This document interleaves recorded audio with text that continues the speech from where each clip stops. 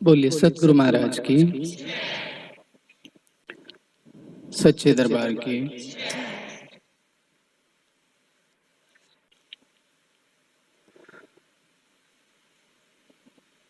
प्रिय सत्संगियों,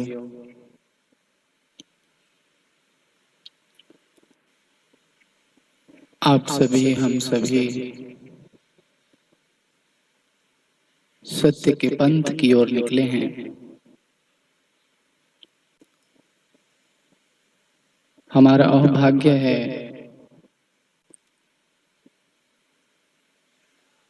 कि हमें प्रभु ने चुना है अपने धाम के लिए, अपने मार्ग के लिए।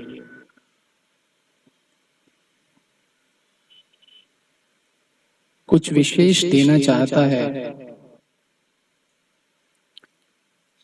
उसकी भूमिका का निर्माण करने के लिए हम कर्मशील रहें, ऐसा कर्म दिया है उसने। लेकिन ये पथिक बहुत थका हुआ है, बहुत बेचैन है। ये सभी समस्याएं एक साधक के जीवन में रहती हैं। साधना का मार्ग, साधक का जीवन,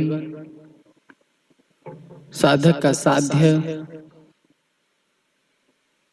ये विषय सब इतने सूक्ष्म हैं कि व्यक्ति की समझ में नहीं आते, अकल से बाहर चले जाते हैं। व्यक्ति के पास जो समझ है, जो अकल है, जो समझदारी उसने एकत्रित की हुई है, ये विषय उससे समझ नहीं आते।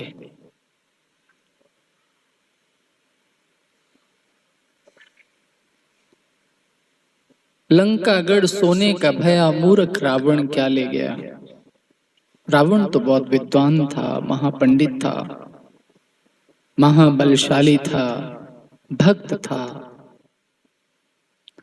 लेकिन उसके नाम के साथ मूर्ख,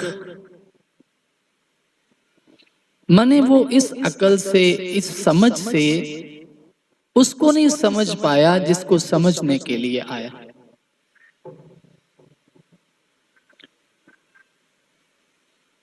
गुरु भक्ति का मार्ग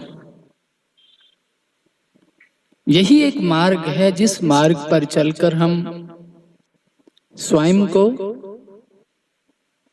संसार को, करतार को समझ सकते हैं। लेकिन गुरु भक्ति का मार्ग, गुरु का मार्ग आसान नहीं है। संसार में सभी भक्त हैं, इस दुनिया में हर व्यक्ति भक्त है, लेकिन कौन किसका भक्त है, कौन किसकी भक्ति कर रहा है। संसारी व्यक्ति संसार की भी भक्ति कर रहा है, संसार के साधनों की भी भक्ति कर रहा है, उसके लिए भी उसकी तपस्या जारी है, जीवन उसमें वो खत्म कर देता है, थका देता है, इतना भागता है, इतना भागता है, शमशान में पहुंच जाता है, कहीं नहीं पहुंच पाता। भक्त है वो। और एक उससे बड़ा भक्त है, आगे निकलता है, वो सोचता है संसार की भक्ति से कुछ ना मिलेगा, मुझे तो भगवान की भक्ति करनी है।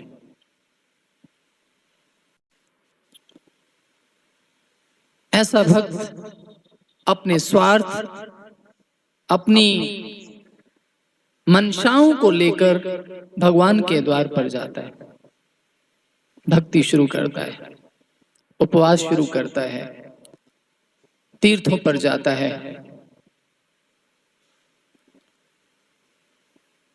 उससे बड़ा सरल लगता है,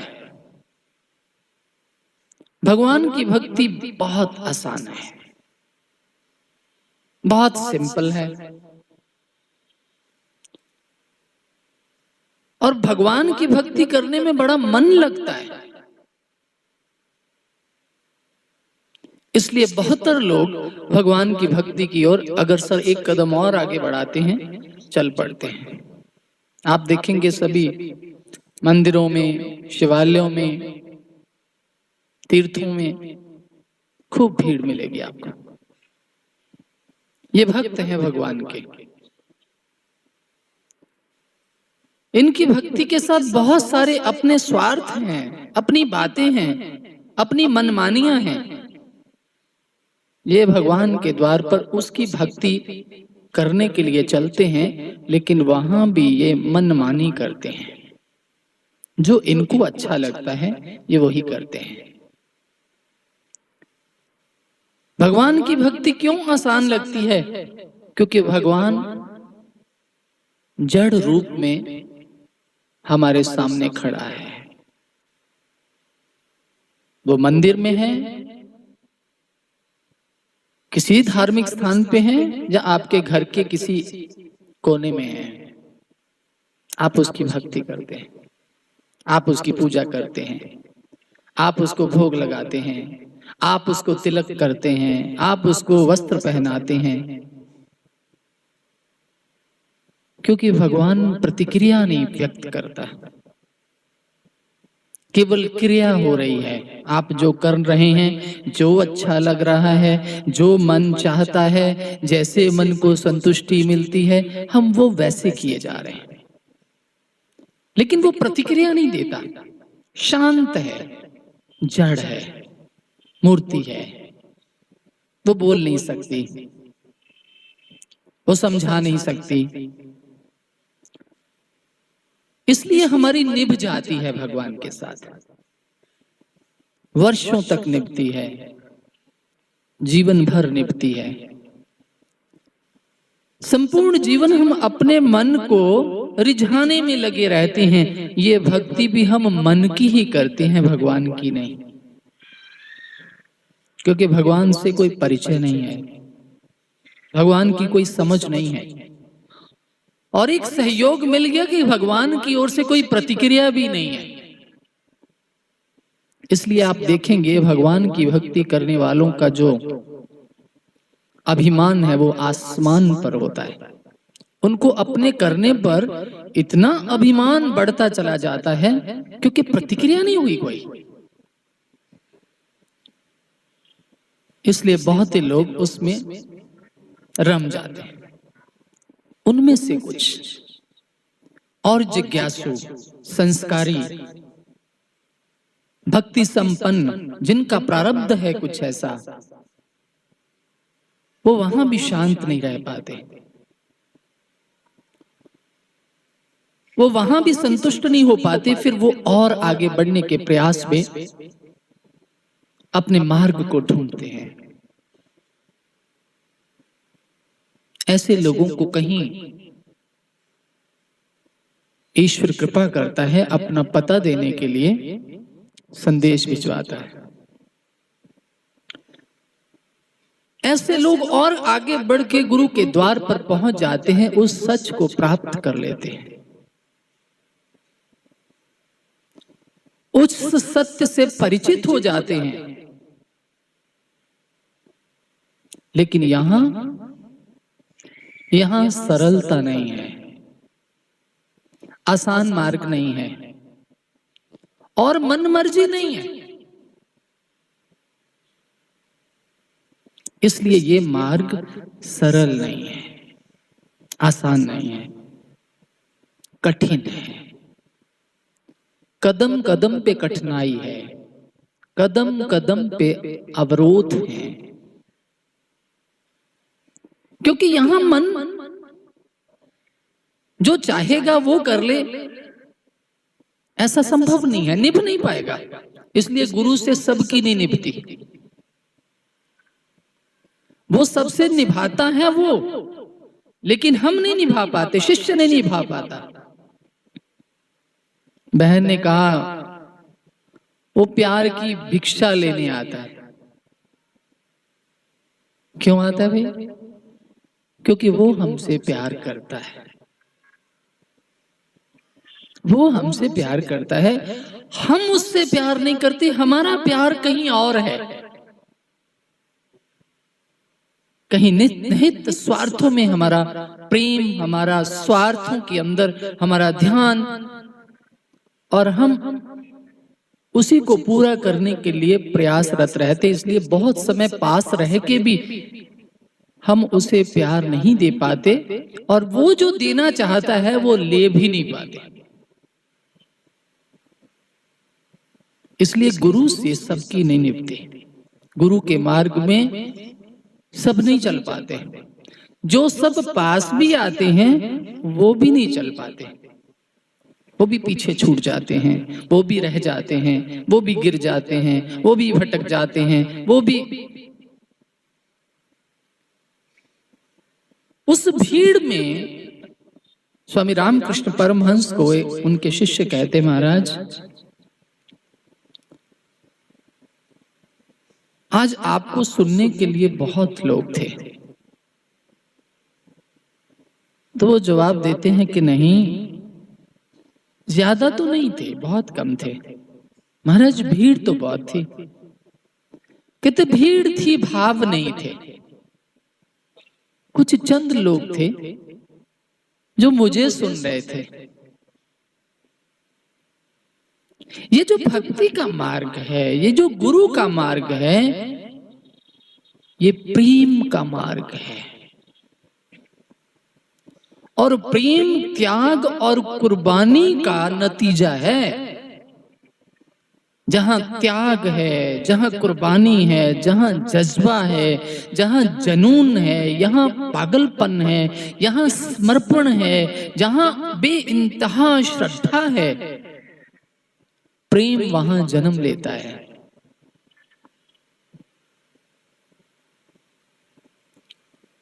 और ये मार्ग भाव का मार्ग है।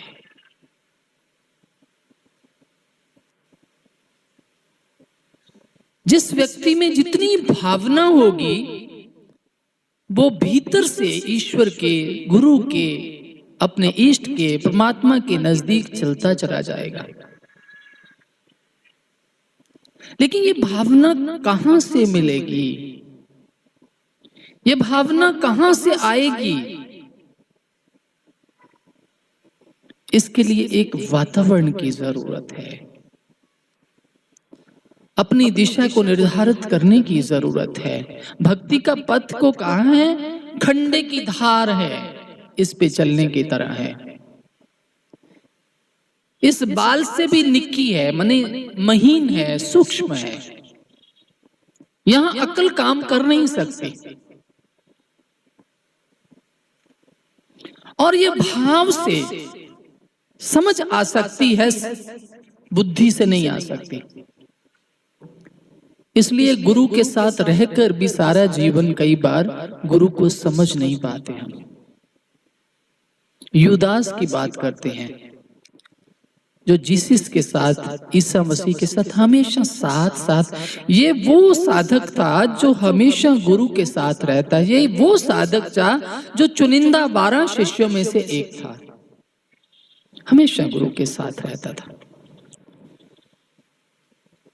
दिखता तो था साथ, लेकिन सच में वो साथ नहीं था। इसलिए जो कुछ हम देखते हैं वो सत्य नहीं होता। जो कुछ हमारी समझ में आता है वो सत्य नहीं होता। जो सत्य है वो अकल से समझा नहीं जा सकता, वो भावों से समझ आता है, वो समर्पण से समझ आता है, वो प्रेम से समझ आता है, वो मूक भाषा है।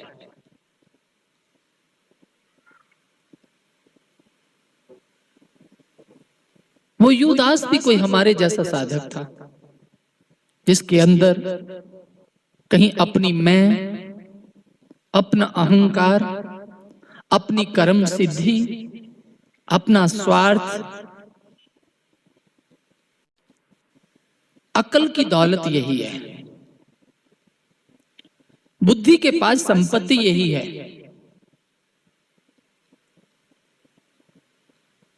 उसकी जागीर यही है। लेकिन दिखने में साथ रहता था हमेशा। एक दिन रात को सभी बैठे हुए थे, तो ईसा मसीह कहते हैं, आज की रात्रि बड़ी महत्वपूर्ण है। एक बाग के अंदर बैठे हुए हैं और कह रहे हैं, आज की रात्रि बहुत महत्वपूर्ण है। आज की रात्रि कोई सोएगा नहीं।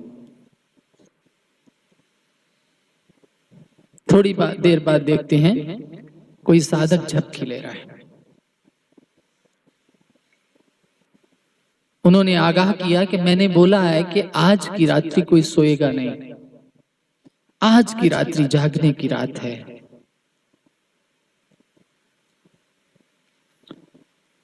थोड़ी देर बाद देखा एक और साधक झपकी ले रहा है। उसको जगाते हुए एक शिष्य पर नजर टिका दी ईसा ने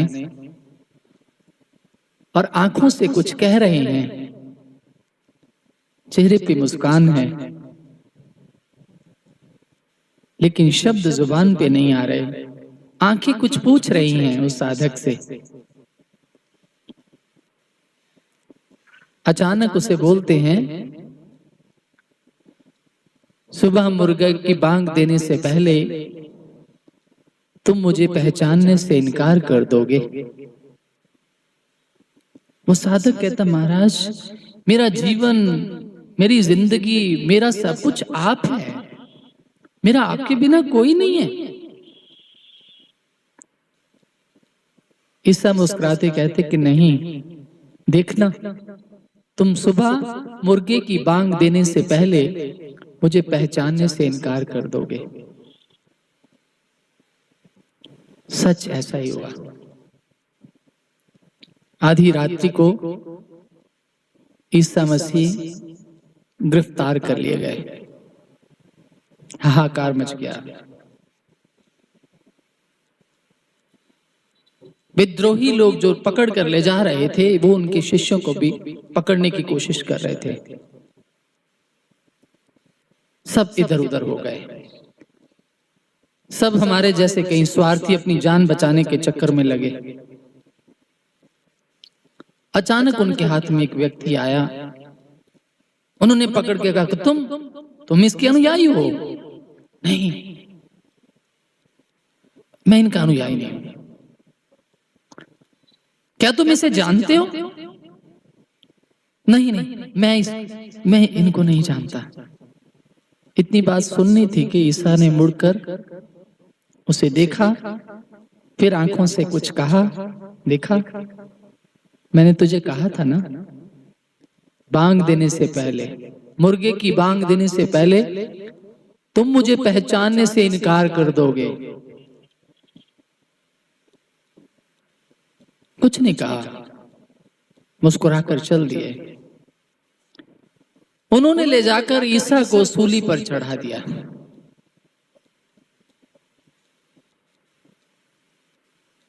जब सूली पर चढ़ाया तो सूली पर चढ़े वो कहने लगे, हे ईश्वर, हे भगवान, हे परमात्मा, oh God, bless them, they don't know what they do. हे ईश्वर, ये अज्ञानी हैं, इनको क्षमा कर देना, ये नहीं जानते ये क्या कर रहे हैं। ये उसका सब्र है, ये उसकी दया है। सूली पर चढ़े हुए भी कह रहे हैं इसको क्षमा कर देना। जिस वक्त ये वाक्य युदास के कानों में पड़ा कि ईसा को सूली पर चढ़ा दिया गया है, और सूली पर चढ़े चढ़े उन्होंने उन लोगों के लिए शुभकामना मांगी, ईश्वर से कृपा मांगी, दया मांगी कि इनको क्षमा कर देना। उसके हृदय में इतनी ग्लानि हुई, इतनी ग्लानि, उसे अपनी जिंदगी से नफरत हो गई कि ये मैंने क्या पाप किया दिया। 30 चांदी के सिक्कों के बदले में ईसा को गिरफ्तार करा दिया उसी यूदास ने। उन चांदी के सिक्कों को खोल के रो रहा है,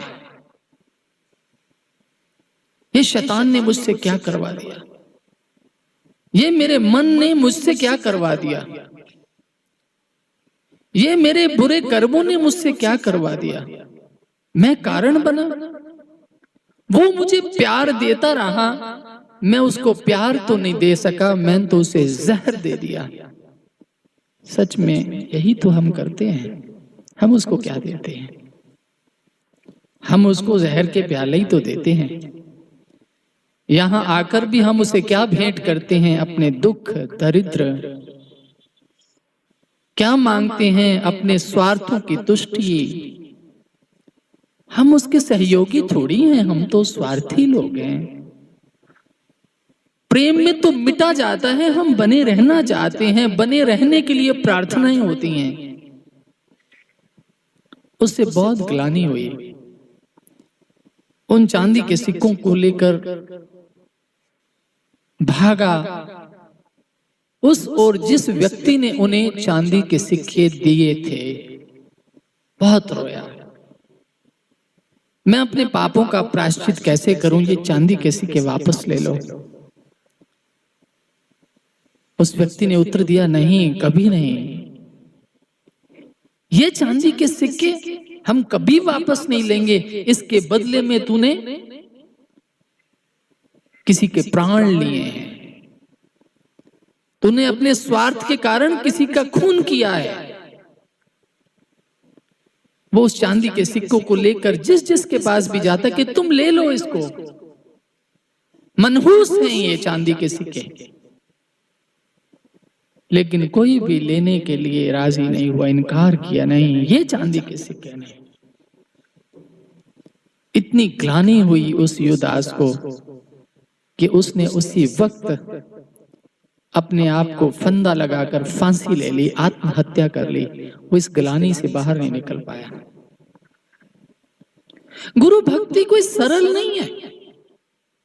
हमें नहीं मालूम, हम नहीं जानते कि कब तक हमारा साथ है, कब हम भाग खड़े होंगे, कब हम पीठ दिखा देंगे, कब हम छोड़ के निकल जाएंगे।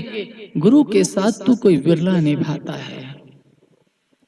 गुरु के पद चिन्हों पर चलना हर व्यक्ति के वश की बात नहीं है। गुरु का मार्ग अति कठिन है।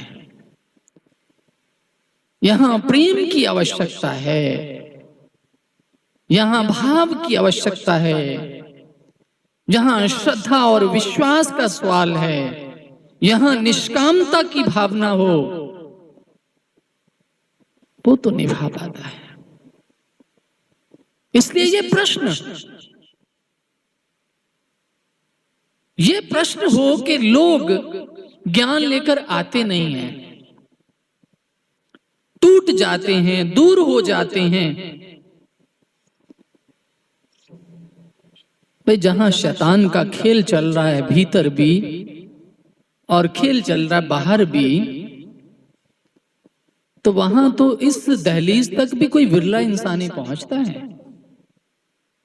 यहां पहुंचना भी बड़ा मुश्किल है। फिर यहां पहुंच के यहां से कुछ समेट लेना, ले लेना, बटोर लेना, सुरक्षित रख लेना, ये उससे भी सूक्ष्म है, क्योंकि उसके लिए भी बड़ी एकाग्रता की जरूरत है, स्थिरता की जरूरत है, जागृति की जरूरत है, मौन प्रार्थना की जरूरत है। वरना यहां बैठ के भी हमारा ध्यान बिखरा रहता है। ध्यान के अंदर कुछ कुछ चलता रहता है। इसलिए गुरु के साथ निभाना, गुरु के रंग भी एक नहीं है, अनेक रंग है। वो अनेक रंगों में हमारी भावनाओं की परीक्षा करता है, श्रद्धा का इम्तिहान लेता है, वो प्रेम करता है। उस प्रेम के बदले में जो देता है, आपको देना चाहता है, उसके लिए वो भूमि भी तैयार करता है, क्योंकि कृपा भी संभाली नहीं जा सकती। शेरनी का दूध सोने के बर्तन में ही ठहरता है। शेरनी का दूध, उसमें ये क्वालिटी है कि वो स्वर्ण पात्र में ही सुरक्षित रह सकता है। और सतगुरु की कृपा हर व्यक्ति नहीं संभाल पाता। बहुत दफा देखा गया जिस पर वो कृपा करते हैं उसी का काम संभालने मुश्किल है।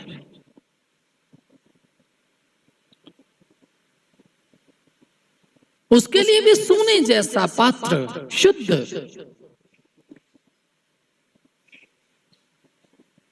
सोने की शुद्धता कैसे बनती है? क्योंकि उसे जलना पड़ता है। सोने की खोट कैसे पता लगती है? उसे जलना पड़ता है। साधक के अंदर खोट कैसे पता लगती है? उसे जलना पड़ता है। और परिस्थितियां उसे जलाती हैं और परिस्थितियां उसका निर्माण करती। इसलिए गुरु समय समय पर साधक को परिस्थितियों में डालता है। अब इसकी श्रद्धा क्या है? अब इसकी भावना क्या है? अब इसका प्रेम कैसा है? अब इसकी लगन कैसी है? अब इसकी पुकार में क्या आवाज है?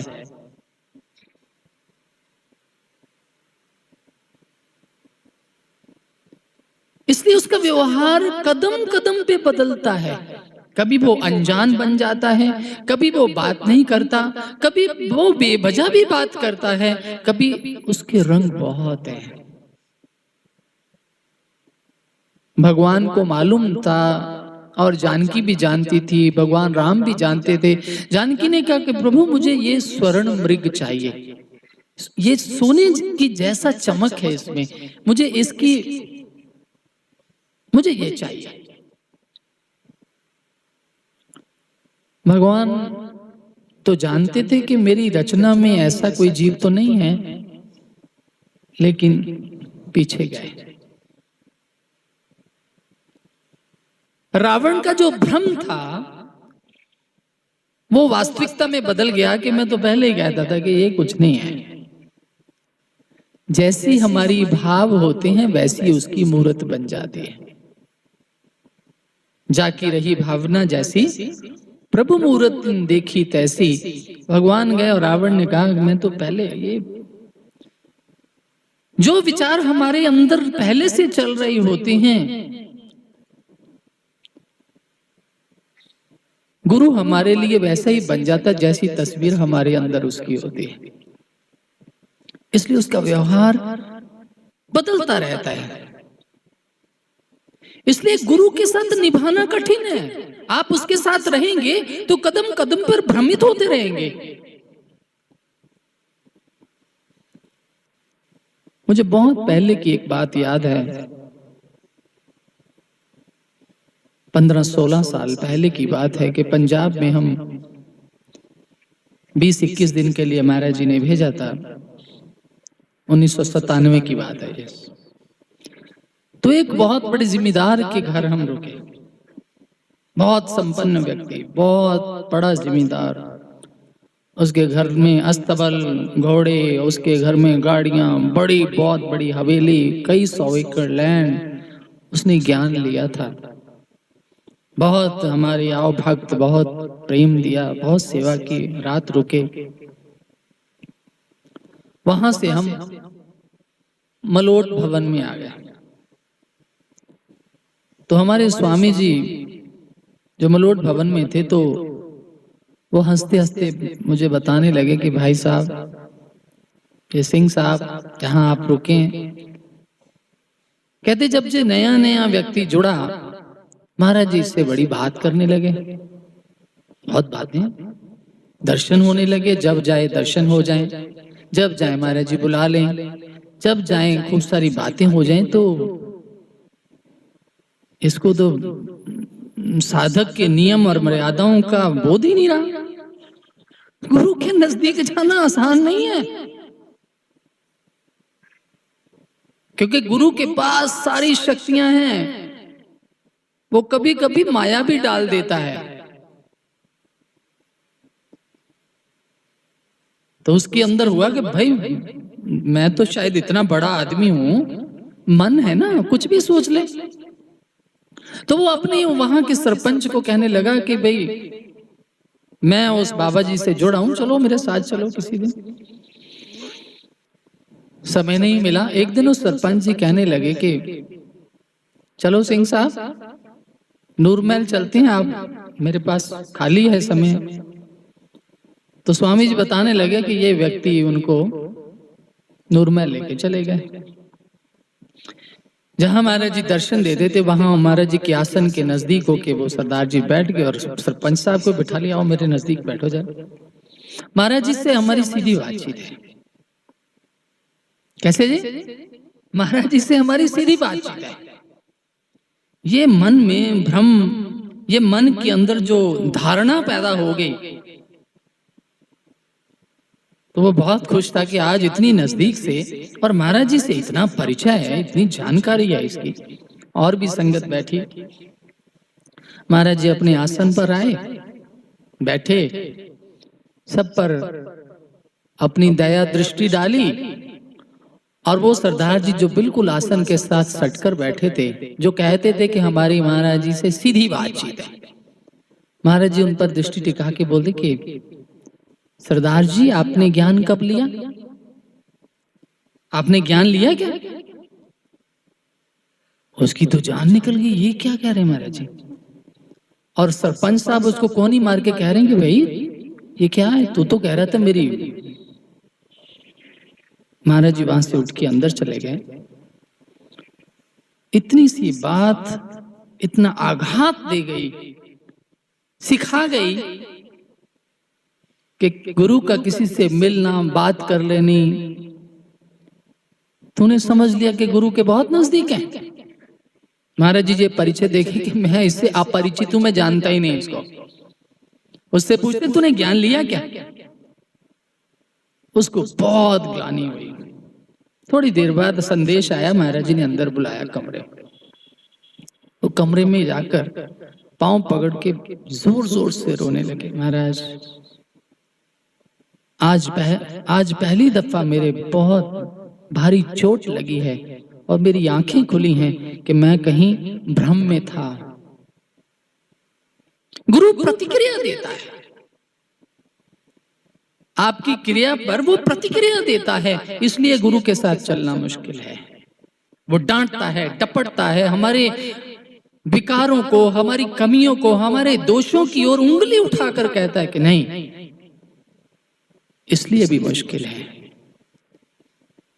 लेकिन वो इतना दयावान भी है कि उसे मालूम है कि इसके पर्दे मैंने उतार दिए तो वो ये वैसे भी नहीं टिक पाएगा, फिर भाग जाएगा, इसलिए वो पर्दे डाल के रखता है, ढक के रखता है।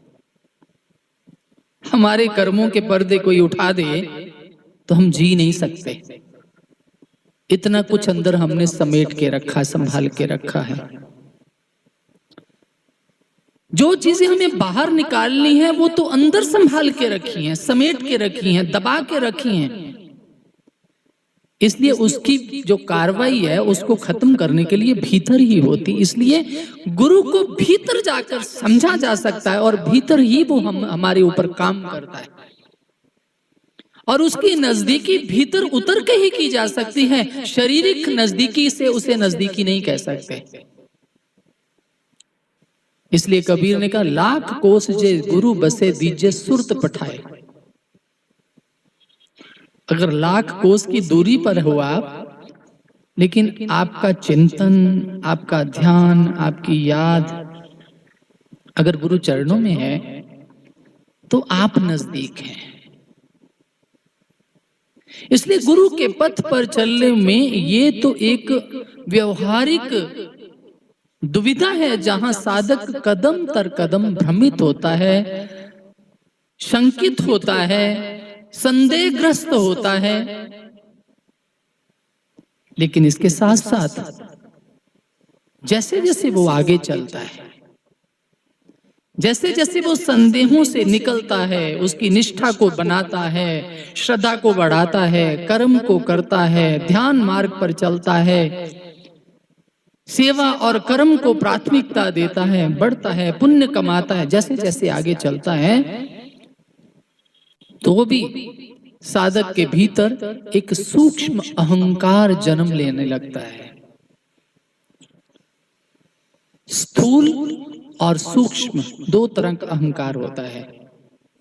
एक व्यवहारिक अहंकार होता है जो बाहर से झलकता है, दिखता है। ये शैतान के कारण पैदा होता है, ये माया की उपज है। लेकिन एक भक्त के जीवन में भी अहंकार पैदा होता है जो सात्विक अहंकार है, लेकिन ये सूक्ष्म है। साधक को इसका बोध नहीं रहता कि मुझ में अहंकार है। लेकिन जहां स्थूल अहंकार है, साधक को उसका बोध रहता है कि ये मेरा अहंकार है, लेकिन वो तोड़ नहीं पाता, वो उसे झुका नहीं पाता, वो निर्बल है, वो व्यक्ति कमजोर है। रावण को मालूम था कि ये भगवान है। खर और दूषण को मारने वाला कोई भगवान है, वो साधारण योद्धा नहीं थे। खर दूषण,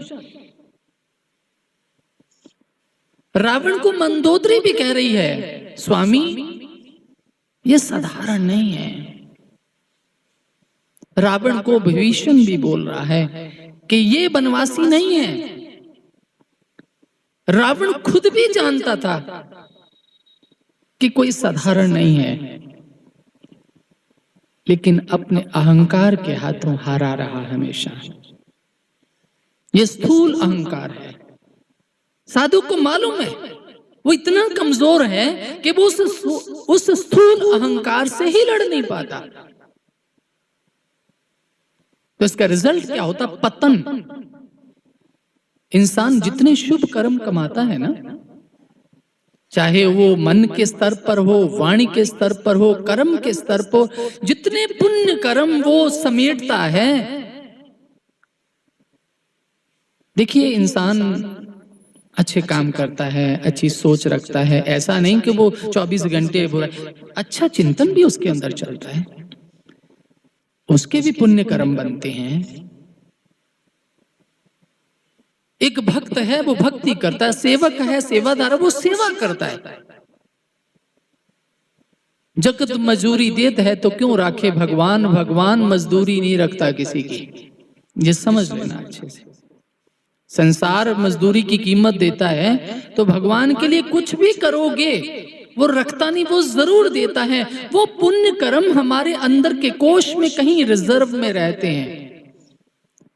लेकिन ये विकार भक्त के जीवन में जो आते हैं, ये सूक्ष्म अहंकार, ये हमारे वो पुण्य कर्म साथ साथ खत्म होते चले जाते हैं। बैंक में एक जगह आप डालते जाओ, दूसरी तरफ निकालते जाओ, तो बैलेंस क्या रहेगा? नील।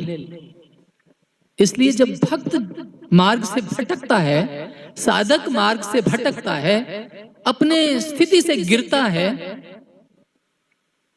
तो उसका कारण यही होता है।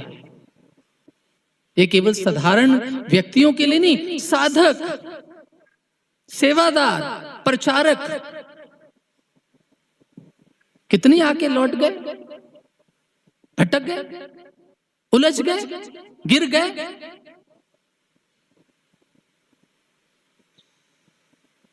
यहां तो केवल जागृत रहकर चलने के लिए ही इंसान को प्रयासरत रहना पड़ेगा, और कोई मार्ग नहीं। व्यक्ति के अंदर हमेशा अंदर कुछ ना कुछ तूफान चल रहा है। हर व्यक्ति के अंदर एक तूफान है जो हमेशा अंदर अपना वेग बनाए रहता है, इंसान को भुलाए रहता है, व्यक्ति को भटकाए रहता है। ये संस्कार हैं हमारे। कभी प्रोजेक्टर चलता देखा आपने? जब सिनेमा घरों में पहले चला करते थे ना, बड़ी बड़ी रीलें होती थी, प्रोजेक्टर पर चढ़ा देते थे, वो चलती थी, घूमती थी, कंटिन्यूअस, लगातार, और पर्दे पर पिक्चर आती थी। प्रोजेक्टर हमेशा कंटिन्यूअस रहता था। चलता रहता था, लेकिन तस्वीर कई बार स्थिर हम देखते थे, वार्तालाप हो रहा है, डायलॉग्स हो रहे हैं, लेकिन प्रोजेक्टर की गति कभी नहीं रुकती थी, वो कंटिन्यूअस चलता था। ऐसे ही हमारे संस्कारों का प्रोजेक्टर भी कंटिन्यूअस चलता है, 24 आवर्स चलता है। व्यक्ति इतना बेबस है, इतना कमजोर है, उसको अपने पर ही कोई अंकुश नहीं है, उसका अपने पर ही कोई काबू नहीं है। सुबह वो कुछ और है, दोपहर वो कुछ और है, शाम को उसका कुछ मूड और है, और वो खुद अपने बारे में नहीं कुछ जानता कि मैं किस वक्त कैसा होऊंगा, किस वक्त क्रोधी होऊंगा, किस वक्त क्या कर डालूंगा, किस वक्त प्रसन्न होऊंगा। ये अंदर की स्थिति है एक साधक की। जिस वक्त पट खुल जाता है, जिस वक्त व्यक्ति को भीतर का ज्ञान होता है, तो भीतर उतरना भी कोई, मैं तो एक बात बार बार कहता हूं, साधक का जीवन एक महासमर है, महासमर, भयंकर युद्ध है साधक का जीवन। और युद्ध में किस चीज की जरूरत होती है? सजगता की, जागृति की, अलर्टनेस, सावधानी। कभी योद्धा को युद्ध करते देखा? अपने को सुरक्षित भी रखना है और दुश्मन को मारना भी है। यह सजगता एक साधक के जीवन में भी होगी तो ये युद्ध कर पाएगा, अध्यात्म का, वो आत्मा का अध्ययन कर पाएगा। क्योंकि भीतर शैतान ने डेरा डाला है, भीतर माया ने डेरा डाला है, संस्कार और विकारों ने डेरा डाला है, और हमारे पास स्थिरता भी तो नहीं, जिसके कारण अंदर की जो वातावरण स्थितियां होती हैं उसका प्रभाव बाहर आता है, और बाहर से जो कुछ मिलता है वो भीतर तक जाता नहीं है। एक कहानी सुना करते थे कि कबीर एक बार सत्संग कर रहे थे, तो एक चोर था, वो अपने पुत्र को अपने धंधे में लगाया और उसे शिक्षा दी कि देख बेटा, इस रास्ते से कभी नहीं तू जाना, ये रास्ता ठीक नहीं है। क्योंकि वो रास्ता कबीर की कुटिया के पास जाता था। ठीक है पिताजी, चोरियां करने लगा, सब कुछ। कहानी कहती कि एक बार राजा के घर में उसने चोरी की और भाग लिया। राजा के सैनिक पीछे लगे, ढूंढ रहे हैं। जिस रास्ते से पिता ने मना किया था, मजबूरी में उधर की तरफ भागना पड़ा, और वहां कबीर की संगत थे, कबीर सत्संग कर रहे थे। वहां बैठा, सत्संग के वाक्यों में एक शब्द आया कि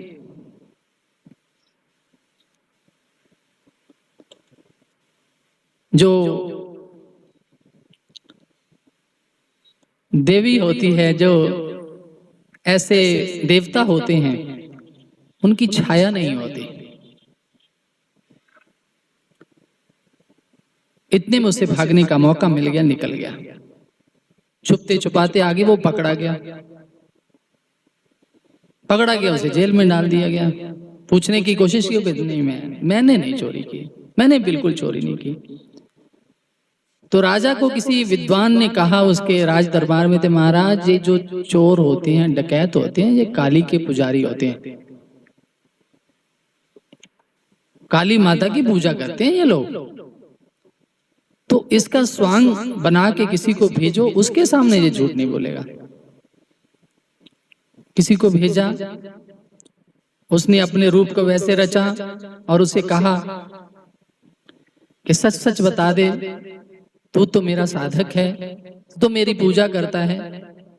वो कहने ही लगा, इतने में देखा कि उसकी परछाई थी। उसे समझ आ गया कि नहीं, ये वास्तविकता नहीं है। तो उसने मना कर दिया।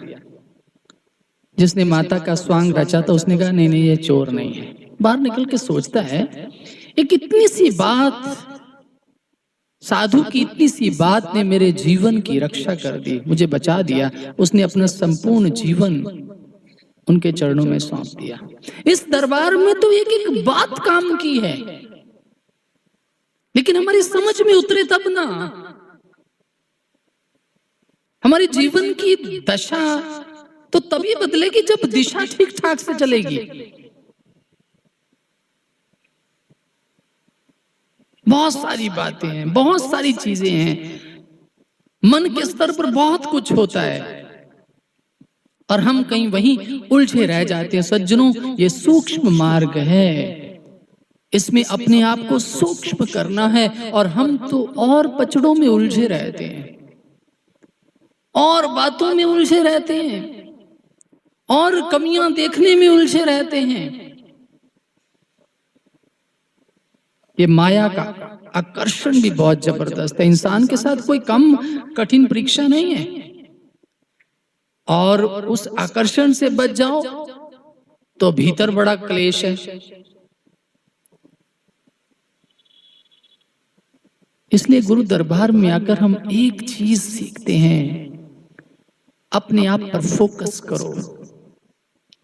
ये याद रखें कि हम यहां किस लिए आते हैं। हम घर से चलकर यहां किस लिए आते हैं? पुण्य कर्म बटोरने आते हैं। कुछ कर्म कमा लें, कुछ घड़ियां सफल कर लें, कुछ लाभ कमा लें जिंदगी का। संसार में लूट रहा है जीवन, माया लूट रही है, रिश्ते लूट रहे हैं, संबंध लूट रहे हैं इस जीवन को। कुछ अपने लिए कमा लें।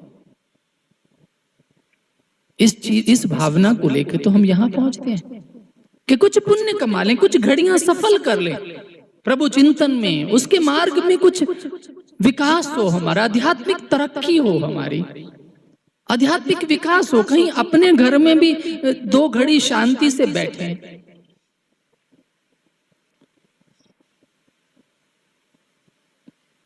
लेकिन जिसके साथ हमारा युद्ध है वो भी महाबलशाली है, मन। वो भी अपनी मर्जी करता है, वो भी अपनी मर्जी चलाता है, वो आपकी बात को सुनना ही नहीं चाहता, वो अपनी बात समझाना चाहता है। इसलिए ये जो मन की मर्जी है ये इस मार्ग को और कठिन कर देती है। वो कहते हैं गुरु की मत तू ले याने। याने बोलते हैं ए मूर्ख इंसान, नादान, बेबूझ, बेअकल, याने। गुरु की मत तू ले, ए नादान व्यक्ति, तू प्रभु की मत ले। मत मतलब मति, मति मतलब बुद्धि, समझ। तो उसकी समझ ले। तू अपनी समझ से नहीं चल सकता, तू अपनी समझ से माया में नहीं कामयाब हो रहा है। संसार में देखिए हर दिल प्रतिपल तू धोखा खाता है। जिनको अपना समझता वो बेगाने हो जाते हैं। कौन तेरा है कौन दूसरा। तू तो संसार में कहीं कामयाब नहीं हो पाया, संसार को जीत नहीं पाया। अपनी मत से तू अपने घर को ठीक ठाक नहीं कर पाया, अपनी मत से अपने बच्चों को अपने जैसा नहीं बना पाया जो तेरी इच्छा थी। और तू ये मति लेकर, ये मत लेकर भगवान के मार्ग में सफर करना चाहता है, फासला तय करना चाहता है? नहीं। इसलिए ये प्रतिक्रिया है। गुरु के मार्ग में जब हम मति से अपनी मन मर्जी करते हैं तो फिर गुरु माँ है, पिता है, फिर वो एक खींच के भी लगाता है, चाहे भीतर से चाहे बाहर से है, चाहे परिस्थितियों में डाल के, चाहे उलझा के, वो कहीं ना कहीं ठोकर जरूर मारता है। लेकिन उसकी ठोकर में परोपकार, प्यार और दया भरी होती है। वो संभालता है। ये कहीं जा रहा है, ये कहीं दिशा बदल रहा है, ये पदचिन्ह बदल रहा है, ये दाएं बाएं हो रहा है, ये मेरा पीछा छोड़ रहा है। इसलिए ये प्रतिक्रिया होती है, जब क्रिया की प्रतिक्रिया होती है। इसलिए गुरु के साथ चलने में लोग नाराज कई बार छूट जाते हैं, घर बैठ जाते हैं, छोड़ देते हैं, मिशन से दूर हो जाते हैं, सेवा छोड़ देते हैं। किसी ने ये आपस में मतभेद, तालमेल, मन और सब विचारों के स्तर पर उथल पुथल, ये अहम, ये गैप्स, अरे हम ये क्यों भूल जाते कि हम यहां क्या लेने आए हैं? हमारा संबंध किससे है? मेरा प्रश्न है आपसे, हमारा यहां संबंध किससे है? गुरु से संबंध बनाने आए हैं, प्रगाढ़ करने आए हैं, मजबूत करने आए हैं, बांध लेने के लिए आए हैं। सबके ममता ताग बटोरी, वो रामचरितमानस में आता है कि सभी संबंधों की ममता को इकट्ठा करके डोरी बना के उसको गुरु चरणों में बांध दें। माने उस संबंध को मजबूत करने के लिए हम बार बार आते हैं, बार बार। हमारा किसी से कोई संबंध नहीं है, केवल एक गुरु से संबंध है। गुरु से संबंध बन गया तो सारी दुनिया से संबंध बन गया। गुरु से नहीं बना तो जितने मर्जी बनाओ, कोई संबंध निभाता नहीं है।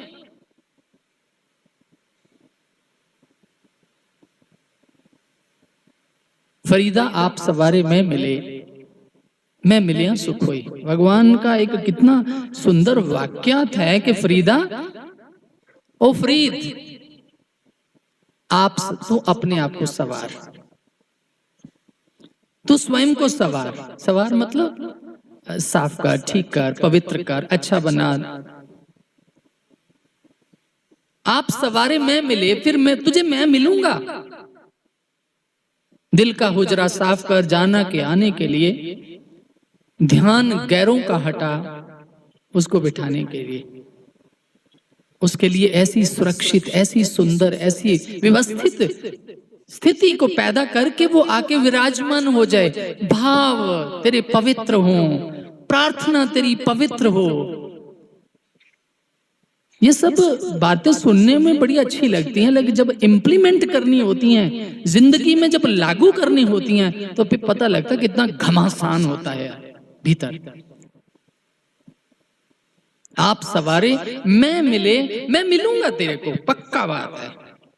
भगवान का वायदा, इंसान का तो गलत हो सकता है, भगवान का नहीं। भगवान ने तो एक बार कहा, देख अर्जुन, मैं जन्म जन्म हर युग में, हर समय में मैं आया हूं और मैं बहुत जन्मों से तेरे साथ हूं, तुझे मालूम नहीं, तू नहीं जानता, मैं जानता हूं। माने वो वायदा करता है तो निभाता है। हम वायदा करते हैं तो तोड़ते हैं, ये हमारी फितरत है। हमने कितनों से संबंध विच्छेद किए होंगे। कितनी बार बेटे ने कहा होगा कि तू मेरी माँ को, मैं तेरा बेटा नहीं है। तो अरे से संसार के अंदर संबंध बनाए, निभाए, लेकिन अंततः कुछ नहीं हाथ आया। लेकिन एक अवसर मिला हमें इस चार दीवारी में आकर एक संबंध को बनाने का, जोड़ने का, दृढ़ करने का, प्रगाढ़ करने का। हमारा तो कर्म ही है कि यहाँ आने का। क्या हम कोई रिश्तेदार हैं? हमारा कोई खून का संबंध है आपस में? नहीं। हम सभी गुरु के चरणों में अपनी डोर मजबूत करने आए हैं। कहीं काल छीन के ना प्रभु हमें ले जाए, तू पकड़ के रखना, बांध के रखना इस डोर को, इस संबंध को तू ही निभाना। क्योंकि हम तो बेईमान लोग हैं। हम तो वो पंजाबी में कहावत है ना कि कोई बुरा समय, कोई अच्छा समय, हम तो गधे को बाप बना लेते हैं, जिसमें स्वार्थ सिद्ध होता हो, काम बनता हो। हम लोग तो बेईमान हैं। बेईमान मतलब जहां ईमान स्थिर नहीं है, जहां ईमान नहीं है, ईमानदारी नहीं है। लेकिन तू कृपा करना, तू संभाल के रखना। ये प्रार्थना भी बड़ी सुखदाई है, ये प्रार्थना भी बड़ी लाभकारी है। ये उसको स्वीकार कर लेता है।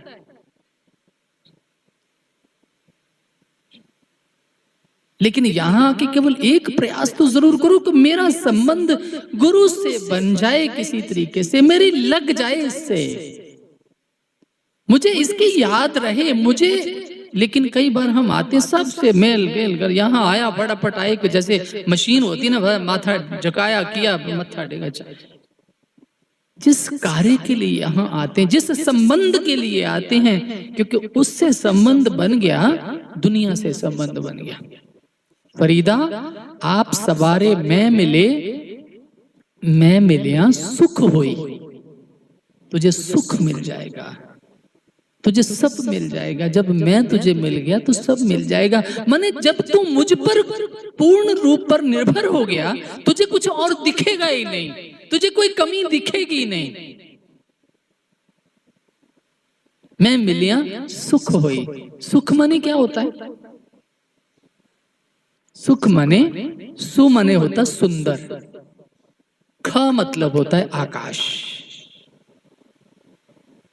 सुंदर आकाश। इस अंतर जगत को कहा है सुंदर आकाश, अंतःकरण सुंदर हो जाना। सुख किसको मिलता है? जिसका अंतःकरण सुंदर हो जाता है, स्वच्छ हो जाता है, बढ़िया हो जाता है, साफ हो जाता है, उसे सुख मिलता है। सुख कहीं बाहर नहीं, भीतर है। तो भगवान कहते जब मैं आ गया तेरे पास, तेरे बीच में, तुझे सुख मिलेगा। मैं मिलिया सुख होई, फरीदा जे तू मेरा होए रहे तो सब जग तेरा होई। तुम मुझसे संबंध बना के केवल मेरी बात कर। भगवान श्री कृष्ण अर्जुन को कहते हैं, अर्जुन तू मेरा बन, मेरा सुमरण कर, तू मेरी याद कर, तू मेरा है।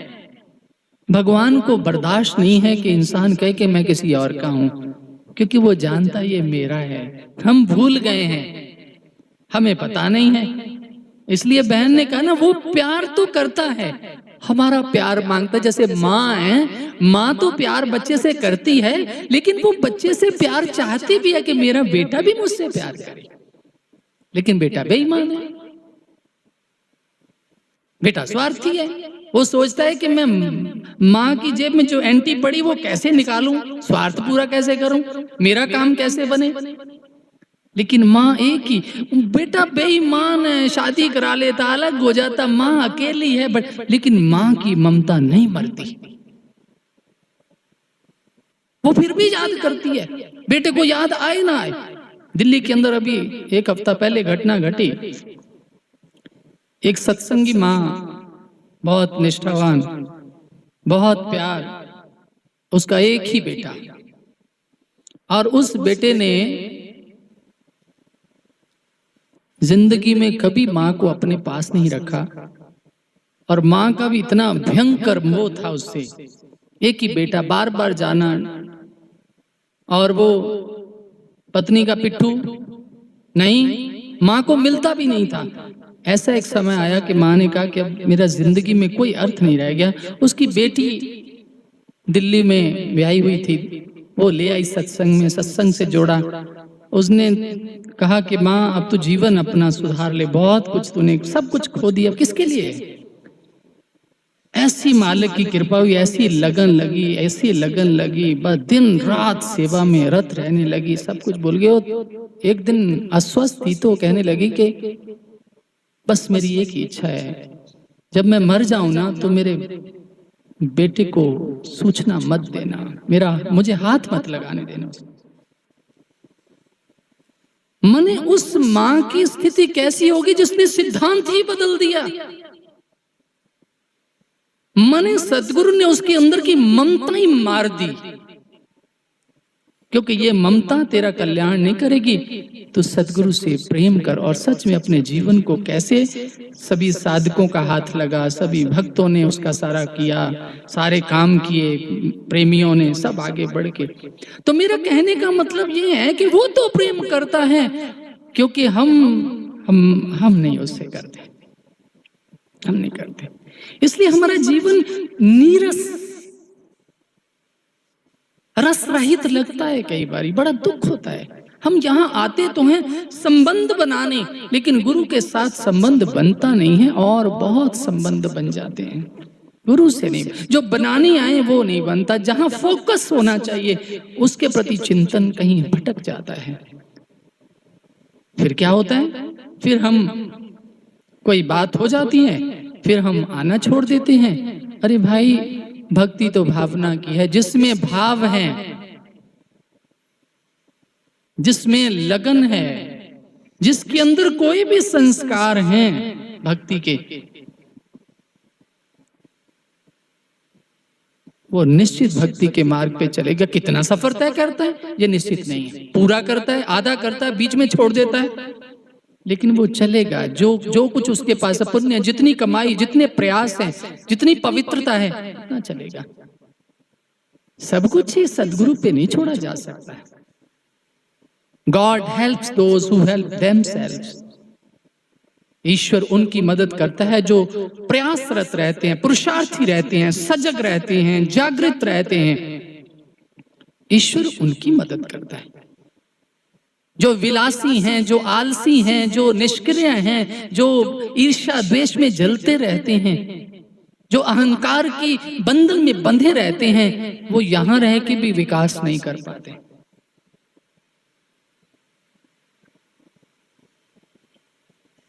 जरूरत है एक, केवल एक इंसान ये फोकस रखे अपने ऊपर कि मैं अपने पर कितना काम कर रहा हूं, मैं अपने ऊपर कितना काम कर रहा हूं, मेरा पुरुषार्थ कैसा है, मेरा प्रयास कैसा है। मन कहता है कि नहीं, आराम कर, सर्दी बहुत है, गर्मी बहुत है, अभी नींद आई है कोई। मैं आज सुबह 6:25 पे छत पे जा रहा था, तो यहाँ रुका, तो यहाँ काफी मेरे भाई, सेवादार भाई सो रहे, इधर से लाइन लेके इधर तक। मैं जोर से डांट लगाई, जो कोई जैसा था उठ के खड़ा हो गया, ऐसे बैठे, नींद में बैठा हो। माने हमारे ऊपर आलस्य ने इतना कब्जा किया हुआ है, हम इतने आलसी हैं। भजन करन को आलसी, खाने को तैयार। भूख समय से लगती है, वो देरी नहीं हो सकती। समय से भोजन ना मिले तो घर में महाभारत है तो महाभारती तो हो ही जाता है कुछ ना कुछ। लेकिन जहां जीवन का सवाल है, जहां कुछ जिंदगी का नतीजा पड़ा हुआ है, उसके प्रति हमारी सजगता नहीं है। हम लापरवाह हैं, बेपरवाह हैं।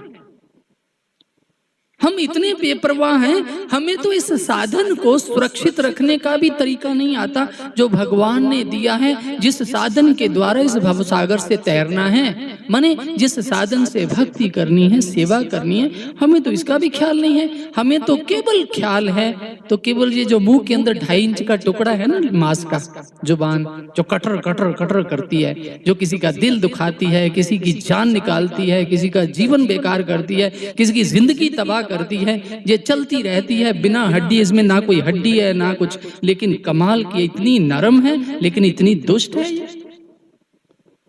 हम 2.5 इंच की जुबान को नहीं संभाल के रखते। भगवान ने क्या इंतजाम किए, 32 दांत लगाए, चारों तरफ सुरक्षा, पूरा किला बना दे कि ज्यादा ना चले, लेकिन ये फिर चल जाती है।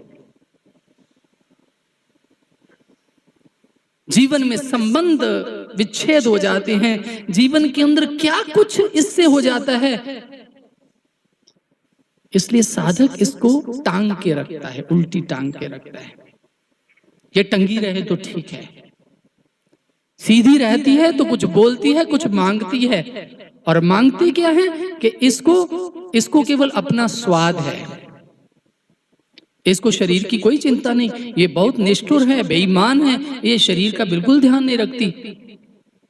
इसलिए जब कोई व्यक्ति खाता है ना कोई चीज, तो बहुत स्वादी लगती है, तो इस मुंह में पानी भर भर आता है, पानी में तैरने लगती जुबान। खा ले और खा ले, आज और खा ले।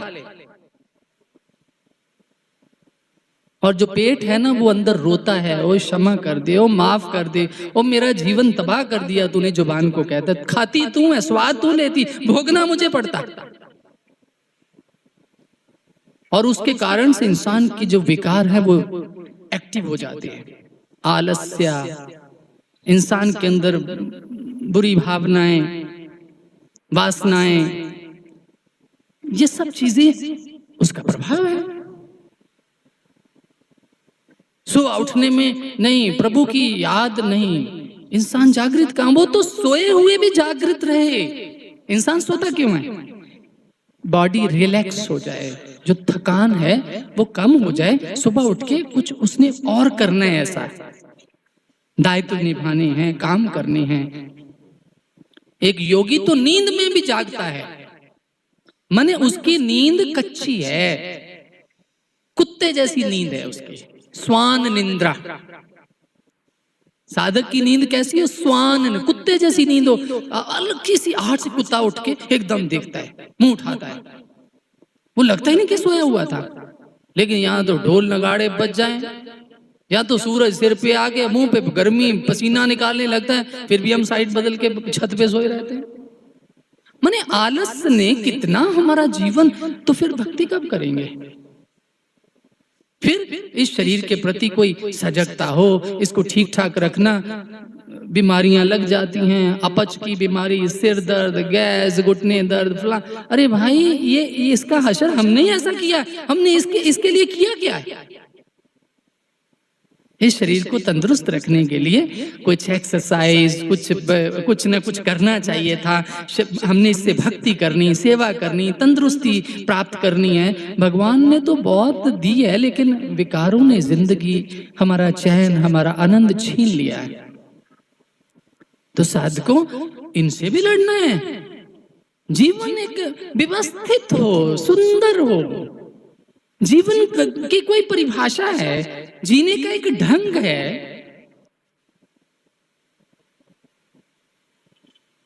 ये सब एक साधक का जीवन ऐसा होना चाहिए। इसलिए सज्जनों, गुरु महाराज जी तो हमें मिल गए हैं, उनका ज्ञान भी मिल गया है, लेकिन हमारी दशा में सुधार हुआ या नहीं हुआ, हमें अपने आप से पूछना होगा। हर व्यक्ति को कहां कहां कमियां रही हैं। कहीं हम भीतर हैं जब बाहर ही भटक रहे हैं। इंसान के भीतर उतर के उसे बहुत सा काम करना है। समय बहुत कम है व्यक्ति के पास, काम करने का बहुत ज्यादा है। इसलिए अपने पुण्य कर्म कमाएं। पुण्य कर्मों के लिए ही ये व्यवस्थाएं, सदगुरु अपॉर्चुनिटीज, अवसर पैदा करता है कि हम पुण्य कर्म कैसे कमाएं, अपने पुण्य कैसे कमाएं, और कमाने के बाद संभालें कैसे उसको। ऐसा ना हो कमाएं और गवाएं ऐसा भी होता है।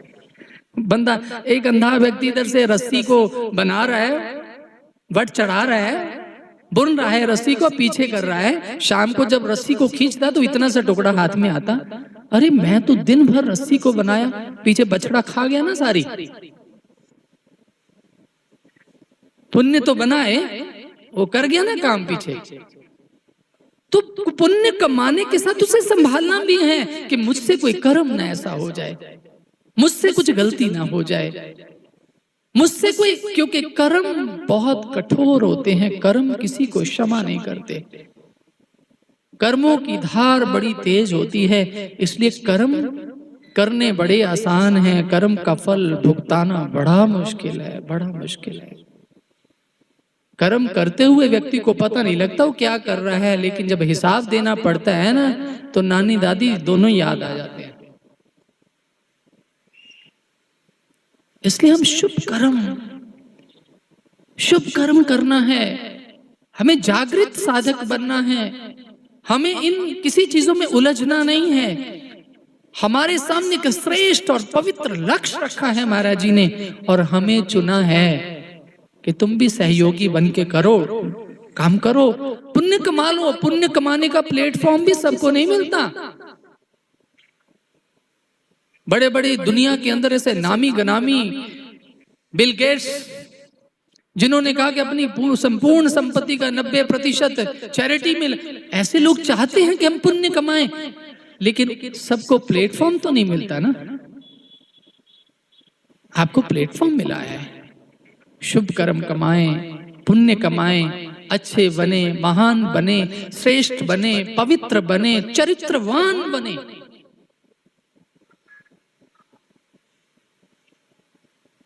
लेकिन गुरु तटस्थ होकर सब कुछ देखता है। तटस्थ होकर देखता है, मार्गदर्शन तो देता है, लेकिन हमारे कर्म को भी देखता कि हम क्या कर रहे हैं। हम कुशल अभिनेता तो हैं, अभिनय तो हमारा बहुत बढ़िया है, अभिनय तो हम ऐसा करते हैं कि भगवान को भी ना पता लगने देते कि हमारे अंदर क्या है, लेकिन बाहर से हम कुछ और होते हैं, भीतर से कुछ और होते हैं। भगवान के मंदिर में कभी जाओ तो देखो जरा नजारा, एक महा बेईमान दुष्ट इंसान भी आगे जाके ऐसे खड़ा होता हो, लगता है कि बस दुनिया में यही है सबसे पवित्र भक्त है। ऐसा उसके चेहरे पे ऐसी नम्रता होती है, ऐसे वचन होते हैं, लेकिन सारा दिन जाके वो कैंची चलाता है। मैंने कहा ना भगवान की भक्ति बड़ी आसान है, क्योंकि वो कुछ कहता नहीं है ना, कर लो, खेल लो। तुम भगवान से खेलते हो इसलिए आसान है, लेकिन अध्यात्म में गुरु आपसे खेलता है। यहाँ आप खिलौने हैं, खेलने वाला वो है, और मंदिर में खेलने वाले आप हैं, भगवान खिलौना है। यही फर्क है। मंदिर में आप जाके खेलती हो खिलौने से, लेकिन सत्संग घर में गुरु आपसे खेलता है, क्योंकि आप वहां खेलने वाले नहीं हो, वहां खिलौने हैं। लेकिन खिलौने से कौन खेलेगा? अगर खिलौना अपने आप को उपलब्ध कर देगा, खेल मेरे से, खेल तो ले, अगर वो खेल लेगा तो हमारा जीवन सार्थक हो जाएगा, सफल हो जाएगा। हम खिलौने भी तो नहीं बन पाते,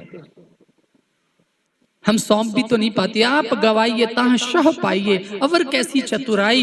ये चतुराई जो है, जो हमारी समझदारी जो बीच में आ जाती है, अक्ल आ जाती है, हमारी वो जो सियानप आ जाती है, ये हमें खिलौने नहीं बनने देती।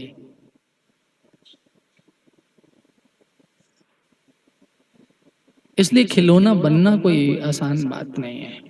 हमारी सारी जो भक्ति है, प्रयास है, हम खिलौना बन जाएं जिससे वो खेल तो सके। वो खिलाड़ी है, हम अनाड़ी हैं।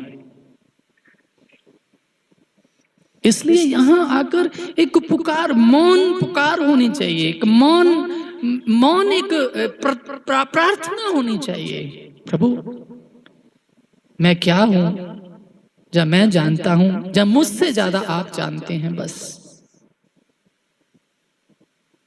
जो कुछ कर सकते आप ही कर सकते, बस मुझे खिलौना बना लेना। बस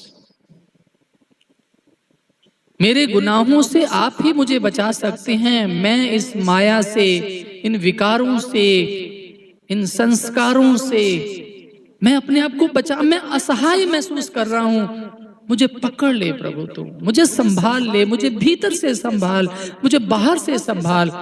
ये जो मौन पुकार है ना, इसे प्रार्थना बोलते हैं। भीतर से बिना बोले जो अंदर से निकलती है, भावना बोलते इसे, भावना की भाषा बोलते इसे। तो हमारा ये जो संबंध है ना, जिस संबंध को बनाने आते हैं उसमें मजबूती आती है, और परिस्थितियां हमारे विकारों को, हमारे अहंकार को, हमारे मोह को, हमारे लोभ को धीरे धीरे धीरे धीरे उसको खत्म करती हैं। और इस पथ पर भगवान को blessed are those who are pure in their hearts because they shall see the God. परमात्मा को पवित्र हृदय अच्छे लगते हैं। ये दूषित वातावरण कहाँ है? भगवान श्री राम को साक्षात एक चरित्र कहा, चरित्र का, वो चरित्र की एक भूमिका का निर्वाह करते हैं। भगवान को चरित्र बहुत प्रिय है। जिसका जितना महान चरित्र, चरित्र किसे बोलते हैं? एक पर्सनालिटी को, एक हमारी सोच को, एक हमारे व्यवहार को।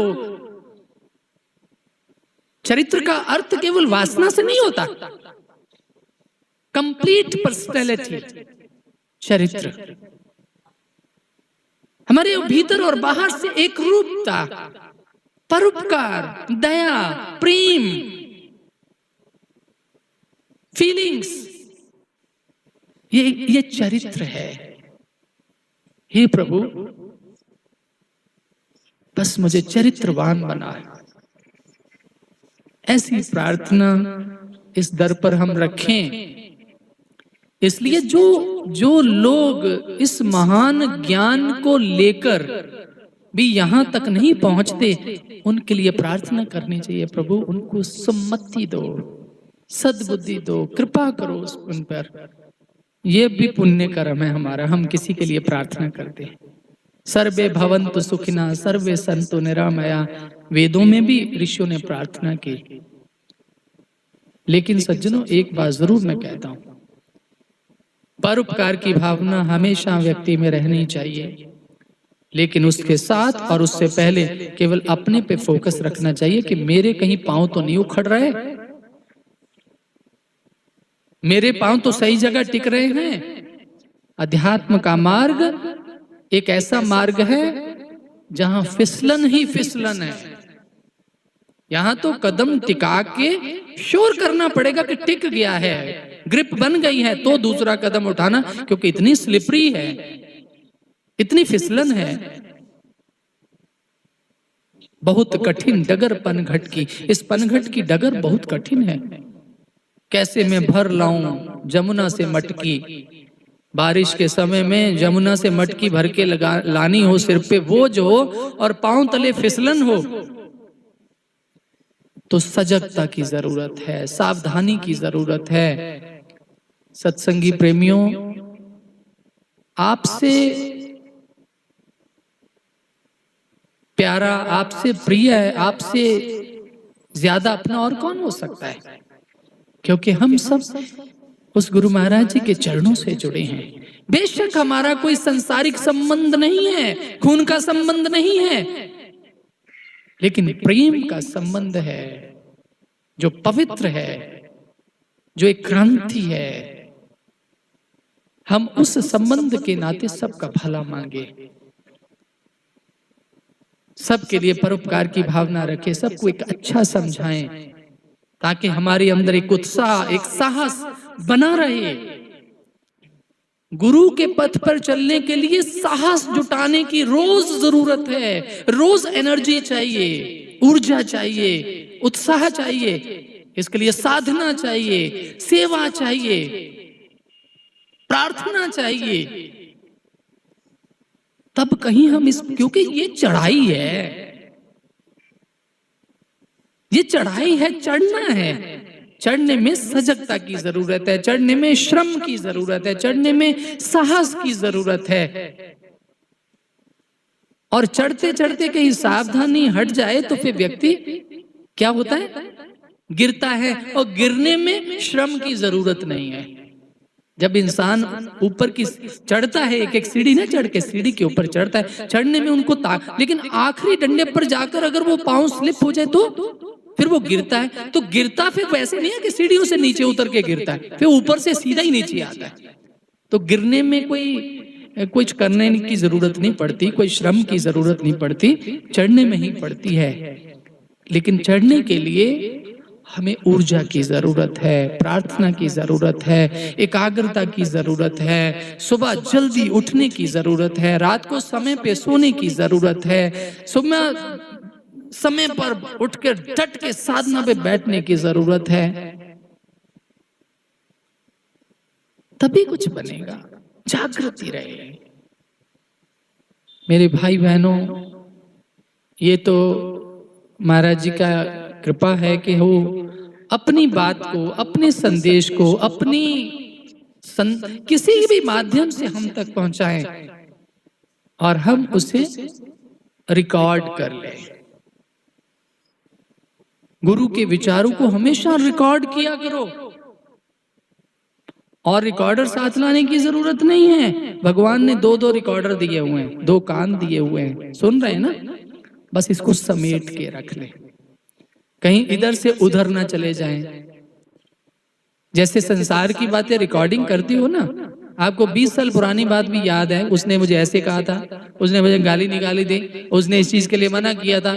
अच्छी बुरी ऊल जलूल सब रिकॉर्डिंग रहती है, लेकिन अच्छी रिकॉर्डिंग भी करके रखें, बार बार रिवाइंड करके सुने, बार बार सुने, बार बार सुने, बार बार सुने, चुपचाप जब बैठे होते बार बार सुने। इस रिकॉर्डिंग को बार बार सुने जो गुरु के शब्द हैं, गुरु के वचन हैं, जहां हमें प्रेरणा मिलती है, मोटिवेशन मिलता है।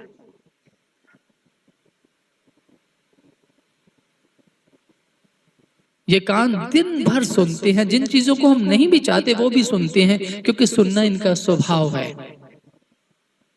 आप नहीं भी सुनना चाहते लेकिन ये फिर भी सुनते हैं, क्योंकि सुनना इनका स्वभाव है। तो इसलिए जो ये सुनते हैं इसको भी अंदर समेट कर रखें, क्योंकि इसको बार बार सुनने से हमें बल मिलेगा, शक्ति मिलेगी, हमारे अंदर वैराग्य जागेगा, याद जागेगी। हम अपने आप को कहीं समझाएंगे कि मन तू क्या कर रहा है, अपनी मर्जी कर रहा है। तो ये जो गुरु के विचार है, ये ऐसे परम श्रेष्ठ महामुनि, महर्षि, महामनीषी सदगुरु सरश्री आशुतोष जी महाराज जी, जिन्होंने इतने सहज में हमें मार्ग दिया, लेकिन इस पर सूक्ष्म अध्ययन की जरूरत है। आप साधना में उतरो, ये सब विचार व्यक्ति के अंदर से उठते हैं, अंदर से। आप जितना जितना गहरे अंदर जाओगे उतना उतना अंदर से वो चीजें निकल के आएगी जो आपने जीवन में ख्वाब में कभी सोचा भी नहीं है।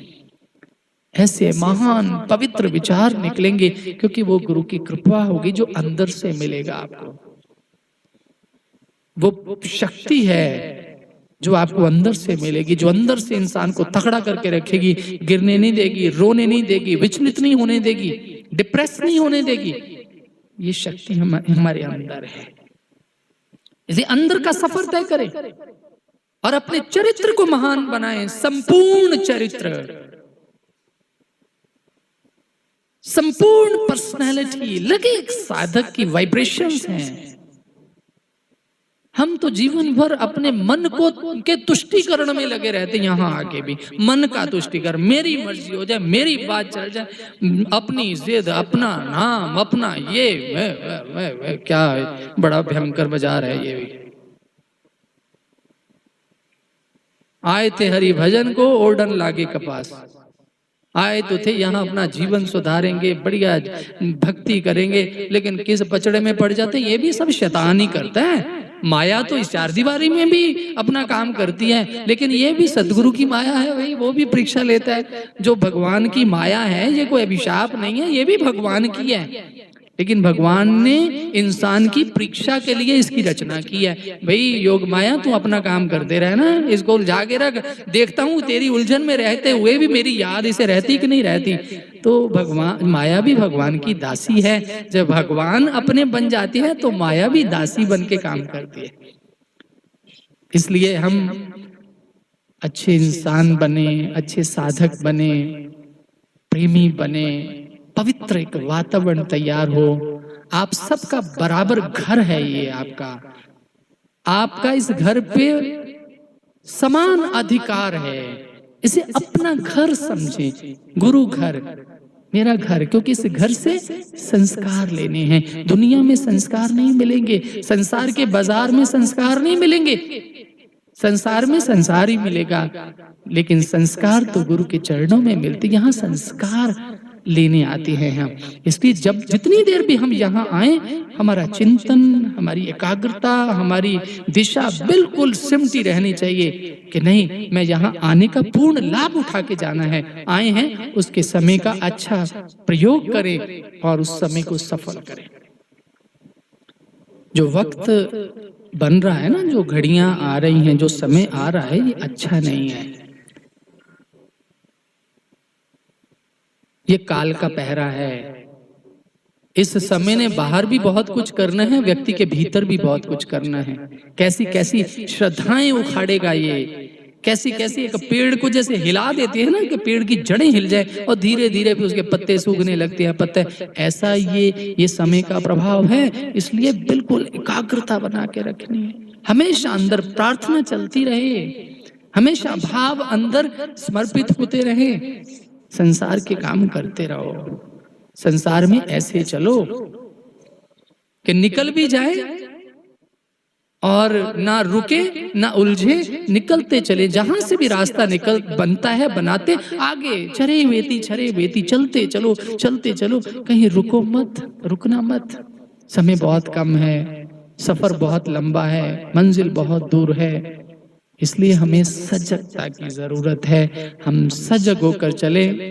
इसलिए सत्संगियों, कहता हूं कि थोड़ा सजगता रखना, समय को देखते हुए ध्यान रखना, संभल के चलना, नहीं तो हमारी श्रद्धा जो है ना वो कहीं उखड़ ना जाए। किसी चीज को देख के, किसी व्यवहार को देख के विचलित मत होना। इंसान अपूर्ण है, अधूरा है। हम सब अधूरे हैं, हम सब में कमियां हैं। लेकिन मैंने पहले कहा कि व्यक्ति को तो देखना ही नहीं है, ध्यान तो सद्गुरु के बिल्कुल स्थिर हो जाए उसके चरणों में, क्योंकि ऊर्जा तो सद्गुरु के चरणों से हमें मिलनी है, उसकी प्रार्थना से मिलनी है। हम सब तो एक व्यवहारिक संबंध से, व्यवहारिक एक ऐसा इंफ्रास्ट्रक्चर बनाया है सद्गुरु ने, क्योंकि वो उसने काम दिया है, काम हमारे उद्धार के लिए, हमारे कल्याण के लिए वो परिस्थितियां बनाता है, अवसर देता है, काम देता है कि किसी तरीके से हमारे पाप कट जाए, हमारे पुण्य जमा हो जाए। वो इस चीज के लिए चिंतित रहता है, करो करो। लेकिन हम कहेंगे लो, उस व्यक्ति में कितना कर्ता भाव है।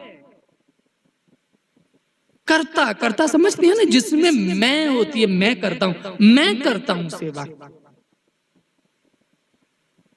शुक्र तो ये मनाना चाहिए, भगवान मेरे में तो श्रद्धा नहीं है, मेरे में आस्था नहीं है, मेरे में तो ब्रह्म ही ब्रह्म है, लेकिन फिर भी गुरु घर से मुझे याद किया जाता है सेवा के लिए। मेरा सौभाग्य प्रभु, मैं ही तुझे भूला, तू नहीं मुझे भूलता। लेकिन इंसान की सोच विपरीत, वो सोचता कि शायद मेरे बिना वो कोई काम रुका, वो शायद मुझे, अरे नहीं, अगर बुलाया जाता है तो हमारा कर्म है, हमारी सेवा है, हमारा अपनापन है, हमारा प्रेम है। इसलिए हम किसी को बार बार जाके अगर समझाते हैं, अगर आप लोग किसी को कहते हैं तो गुरु घर का ही संदेश तो देते हैं। कोई जरूरी तो नहीं है कोई भगवे वस्त्र पहन के कोई किसी को कहे तो वही बात सत्य बात सत्य है, चाहे कोई भी कहे सत्य है तो सत्य ही है। वो कोई भी कहे, एक भिखारी कहे कि सूर्य आग का गोला है, और चाहे एक साइंटिस्ट कहे सूर्य आग का गोला है, सत्य तो सत्य है, चाहे कोई भी कहे। लेकिन समझने की, इंसान की समझने की शक्ति कैसी है, अपने आप को समझाने की शक्ति कैसी है, बस यही भ्रम इंसान को खा जाते हैं, यही उसको कहीं पीछे ले जाते हैं छोड़, और उसकी शांति और आनंद को, प्रसन्नता और खुशी को हर लेती हैं यही विचार। इसलिए साधक को एक वातावरण चाहिए, और वो वातावरण है ऐसी वाइब्रेशन मिले उसे, जहां जिन विचारों को सुन के वो रिसीव कर रहा है। जैसे आप रेडियो को ट्यूनिंग करते हैं ना, कोई स्टेशन लगाते हैं तो किसी जगह पर सुई पहुंचते ही एकदम आवाज पहले घर घर करती है, फिर थोड़ा आप सेट करते तो एकदम प्योर आवाज आ जाती है, बिल्कुल शुद्ध साफ आवाज हमें सुनाई देती है। मने उस चीज की फ्रीक्वेंसी सेट हो गई, उस चीज के साथ डायरेक्ट रिसीवर ने उसको रिसीव किया और बिल्कुल साफ साफ आपको वो किया जा रहा है, ब्रॉडकास्ट हो रहा है, वहां से आवाज आ रही है। तो व्यक्ति को भी जब फ्रीक्वेंसी सेट हो जाएगी ना उसकी, फिर उसे और चीज कोई सुनाई ही नहीं देगी। इसलिए अपनी फ्रीक्वेंसी को सेट करके सदगुरु के साथ फ्रीक्वेंसी सेट करें, बाकी और कोई ना देखें। सब काम पूर्ण समर्थ स्वामी है, सब काम सिद्ध किए हैं, इसने सिद्ध करके आया है, हमें तो केवल श्रेय देना चाहता है। और हमारा दुर्भाग्य ऐसा है कि हम ठीक पूरा वो भी नहीं उससे ले पाते। वो दाता है, हाँ, प्रेम का भिखारी है, प्यार तो चाहता है, प्यार तो मांगता है, अर्जुन तू मेरा बन जा, अर्जुन तू मेरा बन जा, अर्जुन तू मेरा है। वो ये कहता कि बस तू मेरा बन जा, उसे बर्दाश्त नहीं कि तू ठीक है, तू संसार के संबंध निभा, किसी का बन मत, क्योंकि तू मेरा है, तुझे आना भी मेरे पास है, तू आज ही मेरा बन जा। गीता के अंदर पढ़ती हो ना, भगवान बार बार अर्जुन तू मेरा है, तू मेरा बन जा, तेरे मेरे अनेक जन्म हुए, तू नहीं जानता मैं जानता हूँ, तू मेरा बन जा, तू मन बुद्धि मुझे दे दे, ये तुझे परेशान कर रही है, ये तेरे मेरे में फासले बढ़ा रही है, तू मन बुद्धि मुझे दे दे। सर्वधर्मान् परित्यज्य मामेकं शरणं व्रज, तू ये सब इन धारणाओं को, इन विचारों को सब जो छोड़ दे, इनको फेंक दे, इनको मुझे अर्पित कर दे, तू मेरा बन जा। मने ये तो वो मांगता है, वो प्यार मांगता है, लेकिन है वो दाता, देने आता, उसके पास बहुत कुछ है, उसके पास बहुत कुछ है, बस हमें लेने की कला इसी जमात में आके सीखनी है कि हम उससे कैसे लें। इसलिए सज्जनों, आप सभी जहां जहां भी काम कर रहे हैं, गुरु महाराज जी के इस महान पवित्र मिशन में सेवा कर रहे हैं, जरूर जो कुछ समय आपके पास हो, ईमानदारी से उस प्रभु के कार्य में लगाएं। अपने आप को स्वस्थ रखें, तंदुरुस्त रखें, जागृत बने, सावधान बने। समय को बेकार मत करना, समय बहुत कीमती है, समय बहुत कम है, समय बहुत आने वाला खराब है। अपने श्वासों को सफल करना, बेकार की बातों से बचना, निंदा चुगली से बचना, इधर उधर की खींचतान से बचना, प्रभु के चिंतन में लगाओ। जो कुछ अच्छा, ये लालची बनना तो ऐसे बनो कि कुछ अच्छा मैं क्या कर पाऊं और क्या कर पाऊं, और सोते हुए थोड़ा हिसाब किताब कर लेना, आज मैंने क्या किया, कितने शुभ कर्म कमाए, आज मैंने किसको दुखाया, किसको रुलाया, किसको हंसाया, ये हिसाब किताब थोड़ा कर ले, करके सोएं। रोज का रोज हिसाब होता रहेगा, इंसान को बोध होता रहेगा कि मेरे बैंक बैलेंस क्या है और मुझ पे कर्ज क्या है, इस चीज का बोध हमेशा बना रहेगा। इसलिए चलना है इस रास्ते पर, सजगता से चलना है और प्रार्थना निरंतर करना है। इसलिए सत्संगियों, लेकिन फिर भी एक महान लक्ष्य की प्राप्ति के लिए हम यहाँ इकट्ठे होते हैं, और उसमें मेरा ये कहना है कि आप सहयोग करें प्रचार के लिए, कार्य के लिए, और जहां ये भी सीखेंगे, कोई गलती होगी उस गलती से सीखेंगे। मैन लर्न्स बाय मिस्टेक्स, इंसान गलतियों से सीखता है। कोई इंसान कहते ना, कोई इंसान कहे कि ये महान बना और इसके लिए इसके कोई त्याग और इसने कोई गलती नहीं की, कहते उसकी महानता पर संदेह करना, वो महान हो ही नहीं सकता। जिसने जीवन में त्याग और गलती नहीं की वो महान कैसे हो सकता है। इसलिए एक कहावत बनी, मैन लर्न्स बाय मिस्टेक्स, गलतियों से इंसान सीखता है। इसलिए हम एक परिवार हैं, एक परिवार है, और परिवार में केवल हमारा ही दायित्व नहीं है, हमसे ज्यादा अपेक्षाएं ना रखें।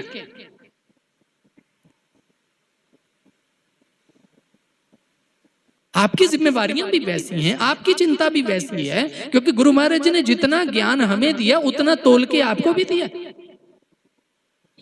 हम सब का फर्ज है, हम सब ऋणी हैं, हम सब कर्जदार हैं, भगवान के कर्जदार हैं, इसलिए कि उसने श्वास जो दिए हैं, ये तन जो दिया है, 2 आंखें दी हैं बढ़िया, जुबान बोलने के लिए दिए हैं, टांगे चलने के लिए दी हैं, सब कुछ, इसलिए उसके तो ऋणी हैं ही। लेकिन सतगुरु के ऋणी हैं, उसने जीवन के बंधनों को काटकर तोड़कर उड़ जाने का एक मौका दे दिया है, इसलिए उसके ऋणी हैं। अगर उसका ऋण चूक गया तो सब कुछ, सारा हिसाब नील हो गया।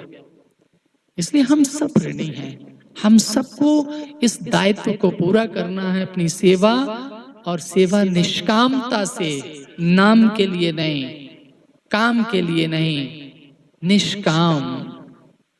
नेकी कर और कुएं में डाल, नेकी करके अपने पास मत रखना, कहीं कहीं जमीन पे भी मत रखना, दिखेगी, याद आएगी, ये मैंने किया था, तुझे याद ना आए, तुझे याद रहे तो केवल इतना रहे कि मेरे पाप कितने रह गए हैं, मैंने क्या क्या किया है, मेरे गुनाह क्या हैं, मेरे अपराध क्या हैं, मेरी यहाँ गलती क्या है, मेरी कमियां क्या है। केवल ये याद रहे जो अच्छा हुआ है उसको तो कहीं धरती में डाल दे, दिखे भी ना।